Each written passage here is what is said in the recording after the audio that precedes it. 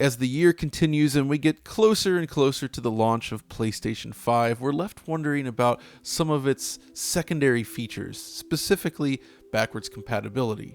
Now, Sony is no stranger to backwards compatibility, having excellent implementations in consoles such as PlayStation 2 and the early PlayStation 3 systems, but this disappeared completely with PlayStation 4, yet they are now promising compatibility with PS4 games going forward on PlayStation 5.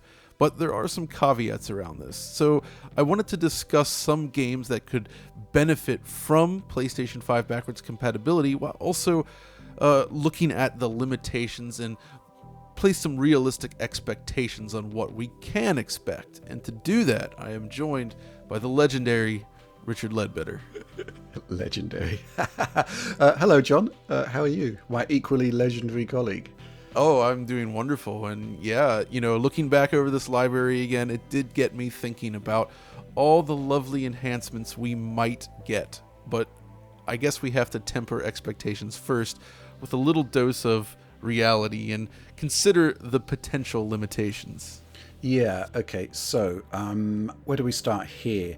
I guess we should talk about what the limitations are on a global scale first of all. So in their blog post about PlayStation 5, they were talking about higher or more stable frame rates and potentially higher resolutions. So if a game has a 30 frames per second cap, for example Uncharted 4, then you will see 30 frames per second. It won't magically go up to 60 frames per second. This has been established with Xbox One backwards compatibility.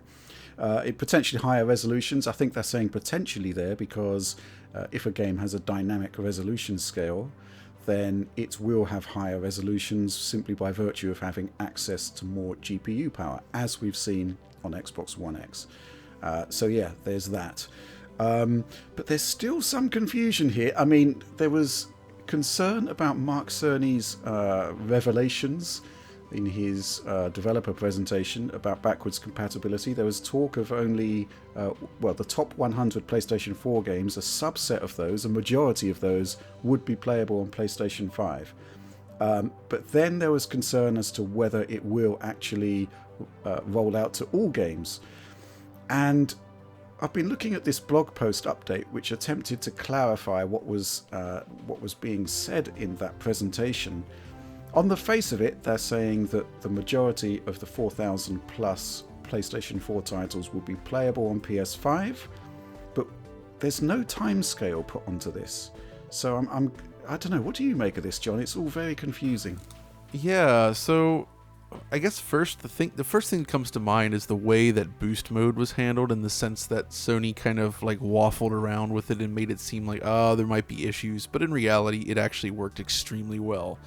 But I guess the in addition to that, so that kind of sets a precedent for the way they sort of cautiously approach wording regarding this stuff. I can see that.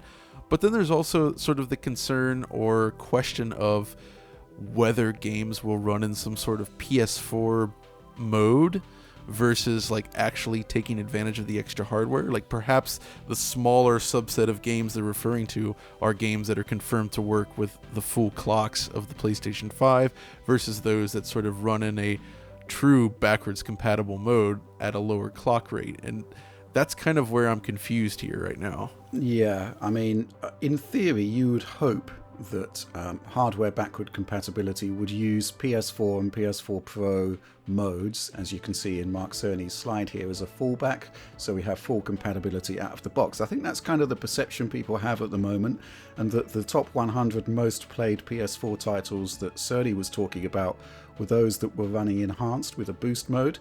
But I'm reading this statement again, there's no actual explicit promise that thousands of PlayStation 4 titles will be available at launch. It just says that we believe that the overwhelming majority of the 4,000 plus PS4 titles will be playable. There's no timescale put on that. So yeah, they're talking about that. They're talking about running those titles at boosted frequencies. So yeah, we'll get those benefits.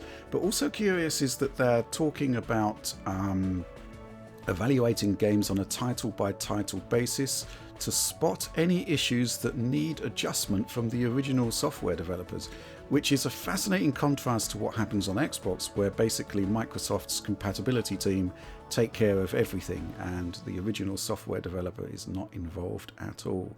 So I'm going to be curious to see how this one plays out, because although I think Microsoft has set the standard of how backwards compatibility works on a broader level, Sony seem to be having their own way of doing things for running PS4 games on PS5. Yes, indeed. And, if things come to pass as we would like them to, I feel like there are some interesting titles that we should discuss. I sort of looked through my library and considered games that we've covered in the past and games that I've played that maybe had performance issues or various other issues in general running on either PS4 or PS4 Pro. And I think the extra hardware capabilities of the PS5, specifically on the CPU side, could really benefit these games. And I think at the top of my list are titles created by From Software, such as Sekiro, Shadows Die Twice, Dark Souls 3, and even some of the older games, like the Dark Souls 2 remaster, which still had some performance issues in spots. To me, like, these feel like games that might actually finally get to a stable 60 frames per second on PS5, especially since the CPU seems to have been a significant bottleneck in those cases. Yeah. This would assume, of course, that the PlayStation 5 does access the Pro mode of those titles, because aren't they both capped to 30 in base mode? That is a good point. Yes, exactly. Dark Souls 3 received a patch enabling sort of an uncapped frame rate on Pro, while Sekiro out of the gate on Pro always ran with an uncapped frame rate. Yeah, so in theory, I mean, it does seem to be the case that the CPU is the limiting factor there, based on the base performance and the extra power you get from the Pro. So this will be a big deal for a lot of people, because these are amazing games that kind of run in a suboptimal state on PlayStation hardware, and PlayStation 5 could sort that out. They're also highly replayable, which makes them great to revisit at various points. But unfortunately, as we kind of established earlier, this is not going to solve problems with games like Bloodborne, which is capped at 30 with bad frame pacing, and I think it will continue to have these issues through the end of time, unless it gets a new conversion. You'd hope they would do that, but I don't know. We'll see. But another one, though, that really jumps out to me is Final Fantasy 15 from Square Enix, which is another huge Japanese game. And this one shipped with multiple modes of performance, including sort of a high-res 4K-ish mode, a 30 FPS cap mode, and then, of course, the performance mode, which uncaps the frame rate, lets it run free. So this is a free-range frame rate. And unfortunately, it doesn't really get close to holding 60 most of the time. Yeah. It's, again, CPU limitation, I suspect. Yeah, exactly. And I think that kind of holds true for a lot of these games. And that's really what I want to see improve. And, along those same lines, other stuff like Shenmue 3, for instance, which was really unstable, uncapped. Maybe we'll get to full 60 there. The Tomb Raider performance modes were already pretty good. Hitman, those games were all solid in that sense. And I feel like there's a lot of, potential to actually get that target. And Hitman in particular was great because you could sort of cap or uncap the frame rate while selecting the high or lower res options. So we might actually be able to select the highest resolution option while also uncapping the frame rate and possibly getting to 60. But either way, that's one of those games that has proven to be a very interesting benchmark title for consoles. So I can't wait to see what that one can do. Definitely. And in my PlayStation 5 coverage, I was looking forward to a launch title being revisited, Killzone Shadowfall, which ran unlocked from launch, right from the very beginning. So it's going to be fascinating to see a vintage 2013 game running unlocked, potentially with the full power of the PlayStation 5 behind it. Especially because this is one of those games that was disappointing for me when Boost Mode was unlocked on PlayStation 4 Pro, because there was very little improvement to the frame rate, which suggests that it was bottlenecking in other areas, possibly just on the CPU side. So I have to wonder, could the Zen 2 CPU essentially offer enough extra power that this game could just sort of automatically take advantage of it? Or is there some other limitation there that we're not aware of that's just can't really be conquered by more capable machine. Well, boost mode is kind of weird, isn't it? Because if you look at Killzone Shadowfall, the boost was only in the region of around, I think it was 14% if memory serves, and that kind of tied in precisely with the GPU clock speed increase. So the suggestion was that you were seeing an increase there from frequency alone, not from the extra compute units. But of course, the PlayStation 5 has the same number of compute units as the PS4 Pro, so I don't see that limitation being in place for titles that do have a Pro mode. But Killzone Shadowfall never had a Pro mode, so this title fascinates me. I'm just going to be really curious to see what kind of performance we get out of it. I really want to revisit that campaign, that single-player mode, 60 frames per second locked. Especially, I mean, I've looked at it again recently, and it's kind of amazing how good the game still looks. It's uncommon for a launch title to hold up as well as it does, but there's still a lot of great visual techniques in there. The material work, they did a lot of volumetric lighting and other brilliant effects. I mean, it's a really nice looking game, so I think it'll actually hold up surprisingly well on PS5. Yeah, hopefully. And also it kind of highlights to me, I mean, you know, we're going to look back at this current generation and we're not going to be saying to ourselves, Killzone Shadowfall was one of the best games of the generation. But I'll tell you what, it was the right game for the right time. When PlayStation 4 came out, we needed a technological tour de force to show us what this hardware was capable of. And as you say, it still holds up today. Exactly. And along those same lines, there's also Knack. So Knack actually did receive a PS4 Pro patch, and that's another one that launched alongside the system, and it never really got to 60, and yet I have this weird fascination with it. I really want to see this game running at 60 frames per second, and I just wonder, can Mark Cerny's next generation machine finally deliver the true Knack experience? Well, yes. I mean, I don't have any kind of particular fascination with Knack in the way that you do. But I would like to see it running at 60 frames per second locked, simply because it's almost like unfinished business, isn't it? There are these performance modes that came out for PS4 Pro, and in many respects, they just kind of fell a bit short because the performance was wobbly, to say the least, and that was definitely the case with Knack. And if they can sort that out, that would be brilliant. But what about Knack 2, thinking about it? Oh, that already ran great, but this might actually solve some of those remaining occasional performance dips. Knack 2 is pretty good, though. Yeah, because we like to have a chuckle about Knack, but Knack 2 is pretty solid. Yeah, I had a great time with that one, especially in the co-op mode. It's a fun little game. Not going to knock it. Now, what's perhaps a little bit less fun, it's very serious, is Assassin's Creed Unity, which this is a famous one. This is the last example of a game that might hit 60. So the thing about this game is that it launched in a very rough state, like notoriously so. But what's interesting about that unpatched version from disc is that it ran without a frame rate cap. And I looked at this for the boost mode video originally, and it did improve the overall stability. And in fact, with the later patches, you could get a locked 30 on PS4 Pro.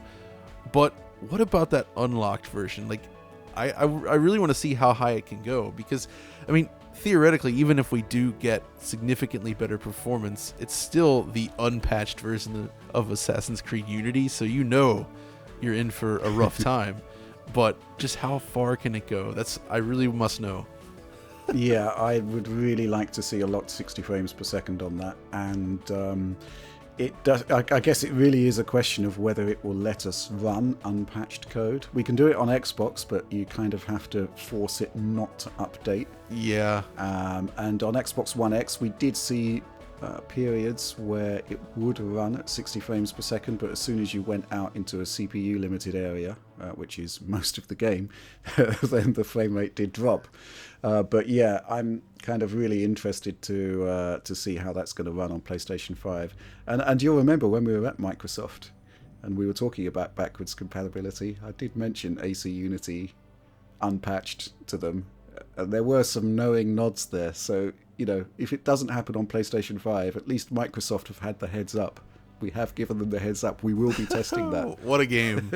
On sort of with a lower bar set, though, I might say something like The Last Guardian is another one on my wish list, because this is a game where in order to enjoy it at its best on the Pro, you basically have to start the game in 1080p mode, because the 4K mode, which I think is closer to 1800p if I recall, or maybe even a little bit higher than that, it runs terribly. It really struggles to hit 30 frames per second. It is often below. And even in 1080p mode, it doesn't hold steady. So this is really just one of those games that I would just like to be able to play at a rock solid 30 frames per second like it deserves. And I mean, this is one that actually seems very realistic to me as far as hitting that target, because I think that the PS5 should have the extra power necessary to sort of push it up there. And yeah, no need for a remaster on this. Just, run it well. Yeah, I think that's definitely one that I want to be taking a look at. Basically, I'd really like to be able to play this one locked at 30 frames per second, because right now we can see some drops right down pretty low into like the low 20s. That's not really what I want from a PlayStation 4 exclusive. I mean, if PlayStation 5 can basically power us back to 30. I'm looking back at Tom's coverage here. He seems to be saying that the 4K mode runs closer to 1900p, which is curious. But I'd like to have that additional resolution, and I'd like the 30 frames per second capped.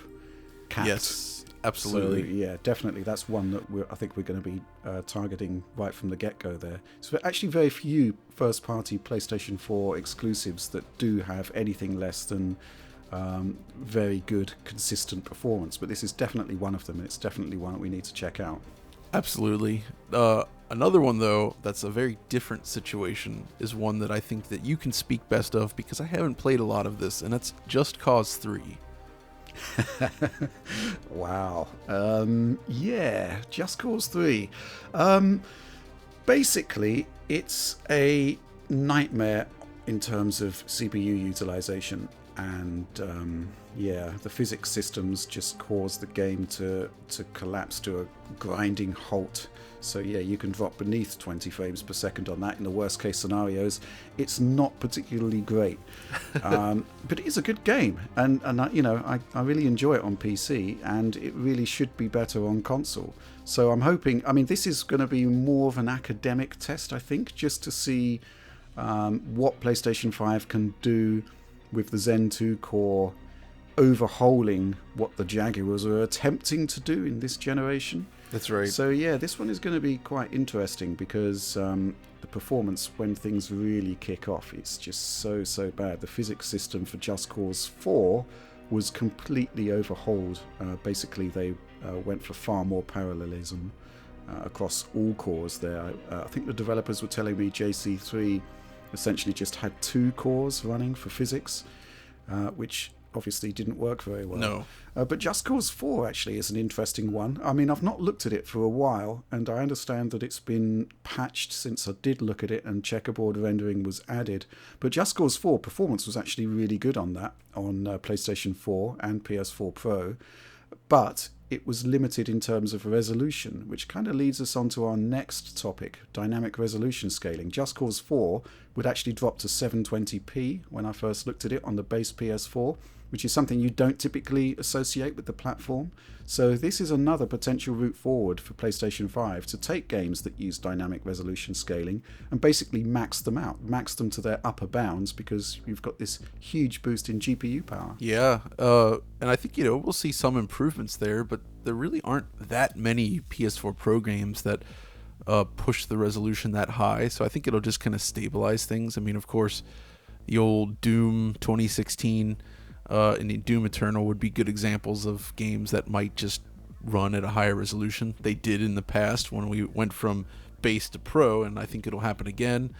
I think you mentioned Assassin's Creed Origins and Odyssey had a pretty aggressive dynamic resolution system, so those seem like games that would actually benefit as well.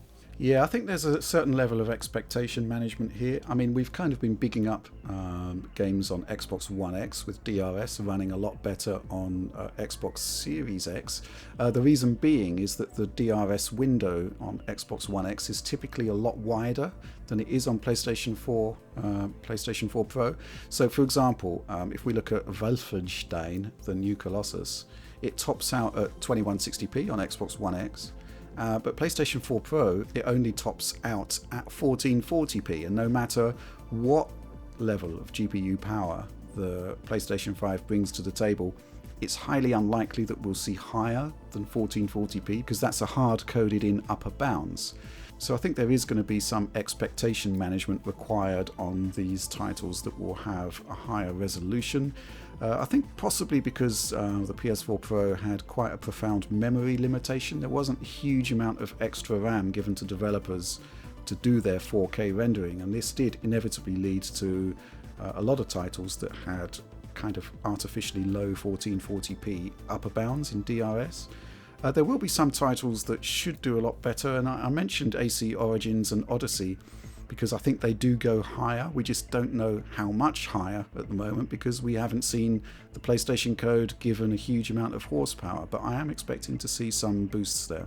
And that's good. Yeah, I think that's kind of the range of things, though. You know, you can expect a leveling off of frame rate, improved resolution, things like that. And, you know, looking through the whole library again, there are a decent number of titles that will benefit, but perhaps not quite to an insane degree that I would have expected, because it seems like a lot of developers just they started nailing their performance targets really well in the second half of this generation. Especially on the first party side, it's all about targeting either 30 or 60, and they generally hit that. So you're not going to see a huge boost there. Yeah, I think the other thing to factor in is that PlayStation 4 was effectively the primary target for development for this generation. So we saw a lot of boosts on Xbox One titles running on Xbox One X because, well, the hardware was less capable. It was producing poorer performance just by virtue of the fact that it wasn't the primary target platform. PlayStation 4 was. So frame rates are essentially more solid just out of the box on standard hardware, even before we factor in backwards compatibility at all. So yeah, I'm really interested to see a lot of the examples that we've come up with in this video to see how they play out on PlayStation 5. But yeah, I think there is a certain amount of expectation management to kind of factor in here. First of all, in terms of increased performance, because performance was pretty good out of the gate. Secondly, in terms of the titles actually running in PlayStation 5's native mode. That's still unclear. So yeah, it's going to be interesting to see what we actually get at launch and how Sony actually markets its backwards compatibility plans. I mean, this is all in stark contrast to Microsoft, who have a huge head start on this because they've been doing it for years now. And they've kind of realized that you need to test every title out of the gate. And they have all of that performance data banked, you know, so they could draw upon that when they came to do their Series X backwards compatibility. And obviously with PS5, Sony are a bit behind the trend on that, so they're playing catch up in a way, I think. Yeah, which again, it really strikes me in an odd way, just because they were so far ahead of the game in the past with backwards compatibility. I mean, if you look at the list of games on PlayStation 2, they tested just about every PS1 game you could imagine, and had, like, the list of games that didn't work was very, very small for the original consoles. And yeah, I mean, I'm glad that they are bringing this feature back, and I can't wait to see more when it finally launches. But I think that's going to do it for this one, so thanks for joining me. Yeah, it's been fascinating. I love to do theory crafting, as you know, and to kind of identify these potential titles that could really see, you know, a profound improvement to their performance level or to their presentation. I just think it's going to be pretty awesome. Yes, it's going to be a fun part of the console launch for sure. So, but yes, if you guys enjoyed this video, as always, be sure to give us a like and subscribe and ring the notification bell at the top there. And come find us on Twitter if you want to chat about anything PS5. But until next time, this is John and Rich signing off.